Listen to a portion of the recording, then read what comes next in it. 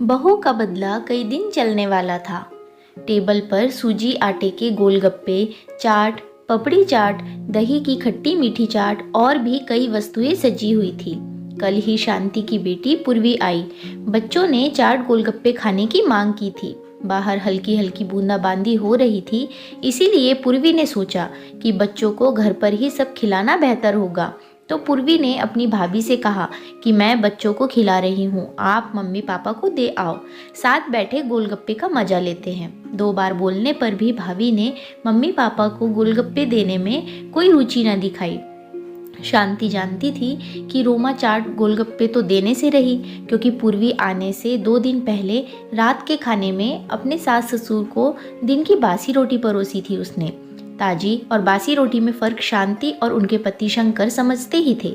शंकर जी ने बस इतना ही पूछा, बेटा आज रोटी नहीं बनाई हो क्या? तो बस नाराज़ हो गई। पति सतीश मम्मी पापा को बासी रोटी परोसने पर भड़क गए।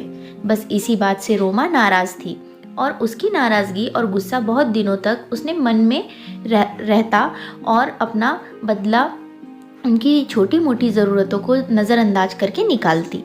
तब भतीजा रिंकू बोला, दादा दादी को कभी गोलगप्पे खाते नहीं देखा, हम तो बाजार जाकर खा लेते या फिर घर पर बुलवाकर अपने कमरे में।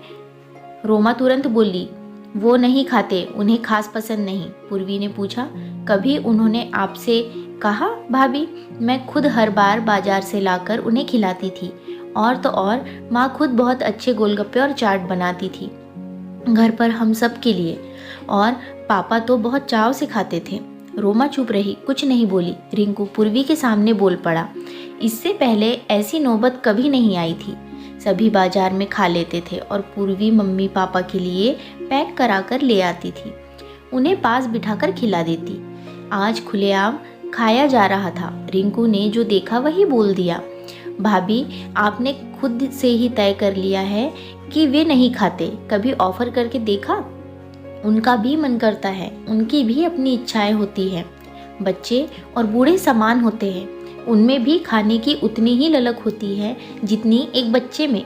फ़र्क सिर्फ इतना होता है कि बुजुर्गों की पाचन शक्ति कम होती है, स्वास्थ्य बिगड़ने का डर रहता है, लेकिन स्वाद, परिवर्तन और आत्मा की शांति के लिए थोड़ा खिलाया जा सकता है, हमेशा मन मारकर नहीं रखा जाता।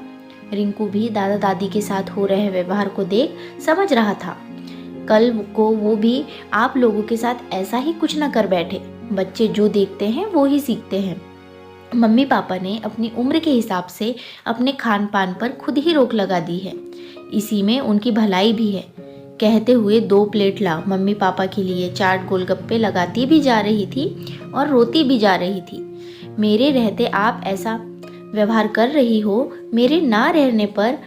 माँ बीच में बोली, अब कुछ न बोल, देख उसकी आंखें भी नम हो गई। रोमा ने पूर्वी और सास से माफ़ी मांगी और यह प्रण लिया कि आगे से सही रास्ते का चुनाव करेगी और अपने सास ससुर की इच्छाओं को अवश्य पूरा करेगी।